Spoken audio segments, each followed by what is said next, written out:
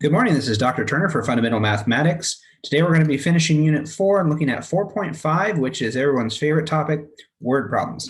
We're going to be doing a little bit of mixed review. Just like any other word problem category, I could give you an infinite number of problems involving ratios. I'm going to throw out a few that are most common when it comes to specifically looking at ratios.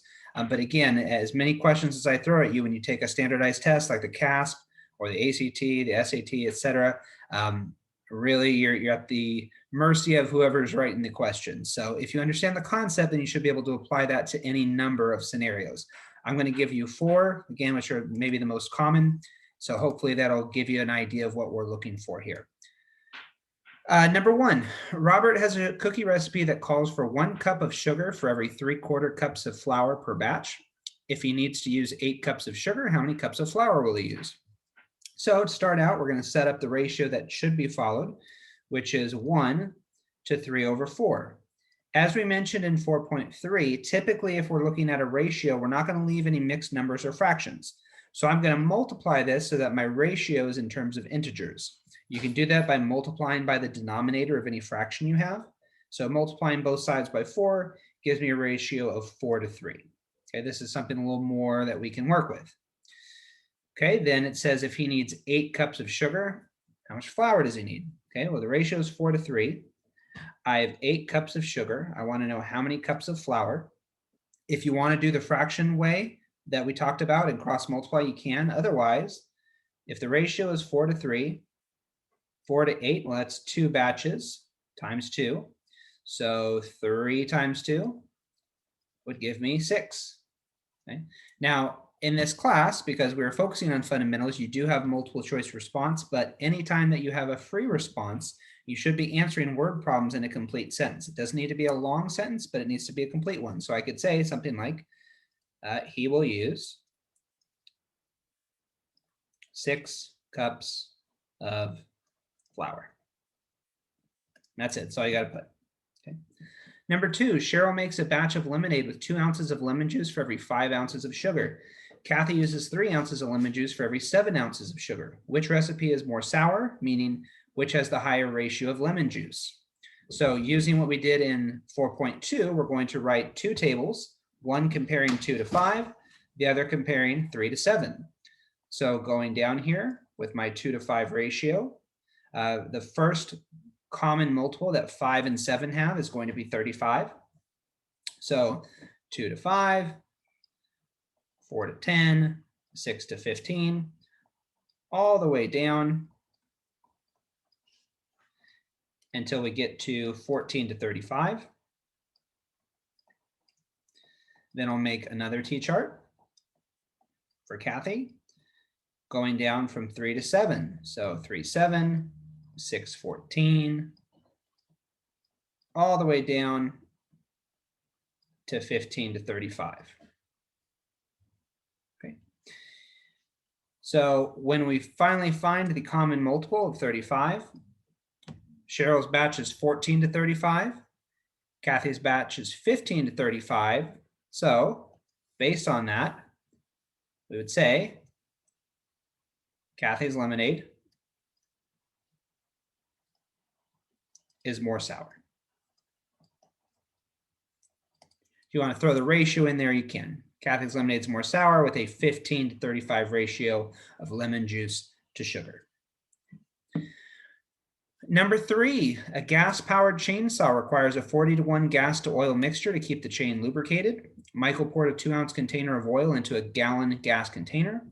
Is this the correct mixture? Now, on a standardized test, especially if it's high school and beyond, you guys are expected to know your unit conversions, particularly your metric system, because those are all base 10, but even with the imperial system, you're expected to know those types of things.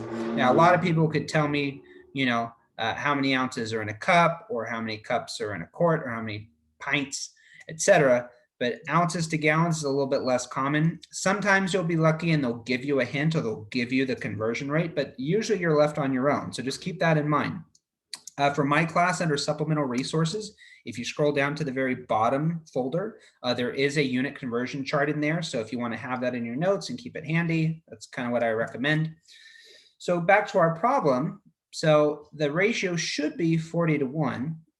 And the question is that the same as this ratio, which is mixing 128 ounces of gas with 2 ounces of oil? So another important thing to note here in this word problem is that when you are comparing any type of ratio or fraction, your units have to be the same. So I can't just put 1 gallon and compare it to 40 ounces. That's not the same thing. It has to be the same unit. So once this is set up, the question is 40 over 1 the same as 128 over 2? I would check this by cross multiplying. 40 times 2 is 80. 128 times 1 is 128. Obviously, those numbers are not the same, so my answer would be no, the mixture is incorrect.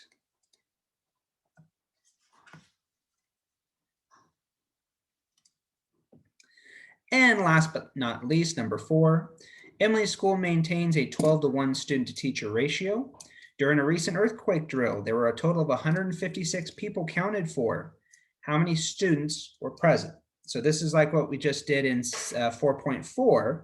So we have a total, we have a ratio. We want to use that to come up with how many students were present, how many teachers were present. This happens a lot too, especially on a multiple choice test where you have a whole bunch of questions. In 4.4, we were asking both parts of it, right? How many teachers were present, how many students were present. Here, technically, it's only asking for the number of students. So you're sort of doing half a problem, which means there's less work. That's great. So just like we did before, I'm going to start with my 12-to-1 ratio. And if I add those together, 12 plus 1, that gives me a total of 13 parts. I want to know how many people were in each part. So I take the total number of people, 156.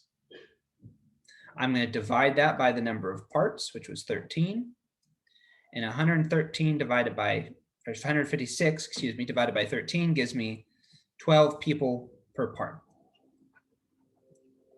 Now here we ended up with 12 twice as a number. That's just a coincidence. Usually it's not the same. So for every part, there's 12 people.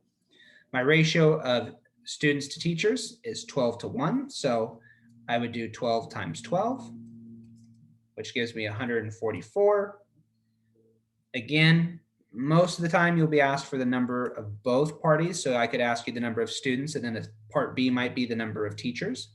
Here it just wants the number of students. So there were a total